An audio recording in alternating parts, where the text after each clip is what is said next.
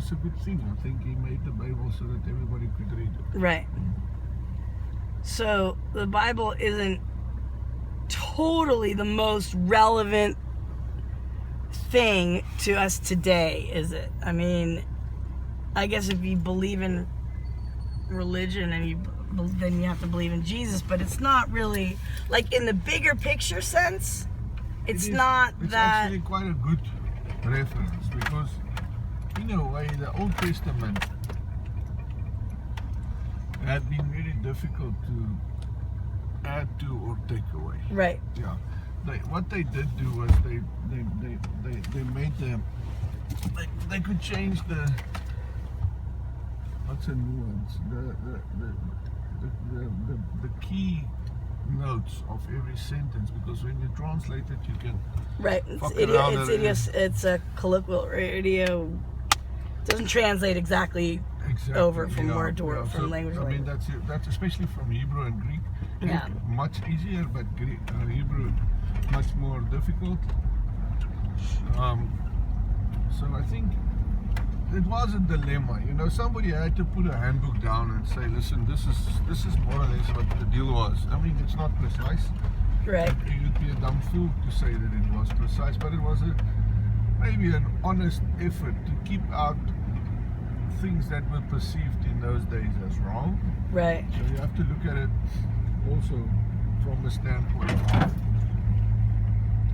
you know, they will not put stuff in there that was difficult for them to explain to people. Right. They had to edit out.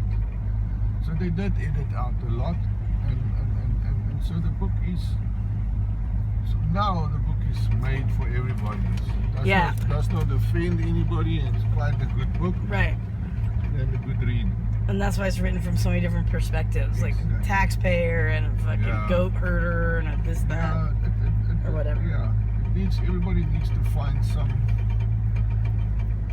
and it's well done, you know. And it's kind of like a horoscope, where like you could open it up to any verse, and that verse can be relevant to anybody, anywhere, really, at any time. You can take what you want or need from it. Okay, but that's what's happened with modern religion, is that I've got a friend that just opens the Bible and whatever. It's like how he gets his messages from God. Yeah. So it adds a little bit of a chance to it, you know. So there can be some divine intervention there, and then sees them first. Well, that's what I mean. Is it's applicable to anybody if they want it, it to be. Exactly. So, and it's like your horoscope. If you can read it, you can see stuff there that's relevant to you now. For sure. Yeah. But I think it just depends. I mean, a lot of the rabbis also try and get messages out of relevant now, messages out of the Bible, you know. So you have to always. That's an old system, and then the guys with the numbers, you know, they also try and get a message, different message, something out of this. It's a healthy cow right there. Yeah, it's a nice cow. A little skinny, but these are fat, happy cows. Why are they so fat and happy? Nobody knows. Because they're here. Okay, so that's roughly the story. So King James made the Bible. That's why it's so famous, the King James Bible. It's the Bible for the people. Before that Bibles were only in the church and for the priests. Okay. So that gives you a very it's not he that corrupted the Bible. He translated it into English and gave it to in layman's terms, and right. Did the whole deal. But I would say what he did was a great thing, you know. It was it gave everybody a chance to get to know the story of Jesus Christ, and it's a Christian thing. You understand what I mean? Yeah. Because it was a way for them to mobilize the masses into the faith, because the bloody priests were too lazy, I think. We're not doing their job, they were just getting money there was a business. The Roman Catholic Church to this day is probably one of the richest entities in the world. Yeah. It owns more land than anybody else. It's its own country. Sovereign. Yeah. Yeah, that's crazy. What's my other question? About shit.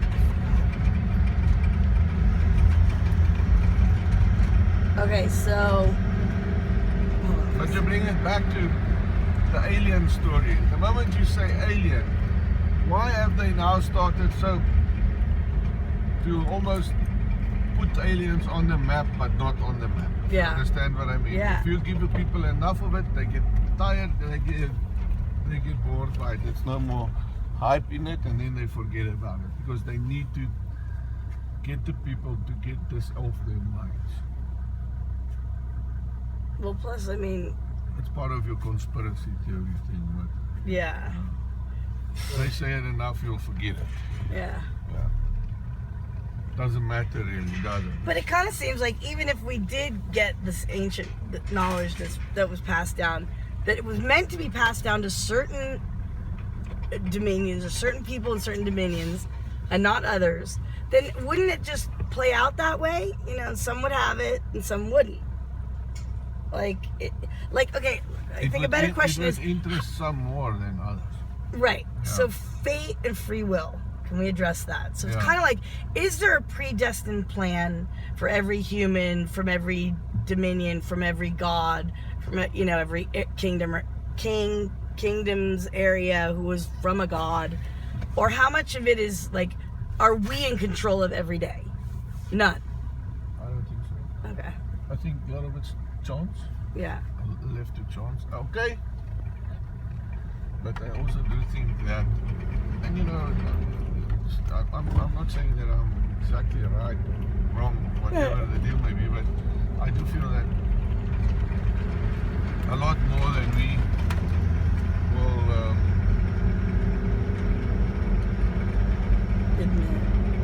give.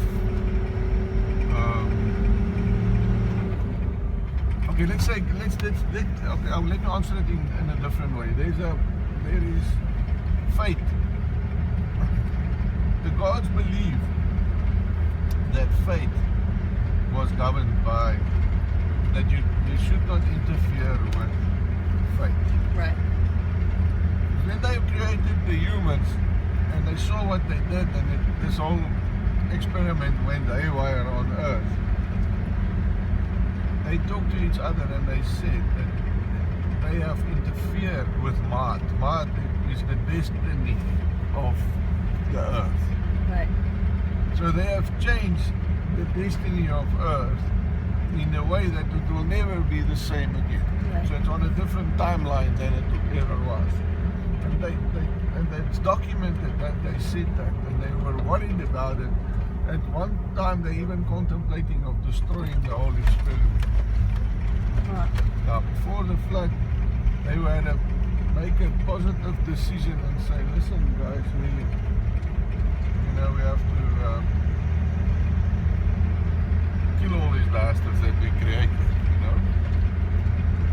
And then there's other things that are also quite interesting because of their genetic interference with a lot of things. If you go, why is everything that we have today that is domesticated also comes from that same time period?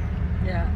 Nothing else has been domesticated in the last 6,000 years. Right. And we can't, with all our knowledge, we cannot even domesticate, take a jackal and turn it into a dog. So it's like we can't even think for ourselves the way we want our dogs to be able to do, say. Yeah. So,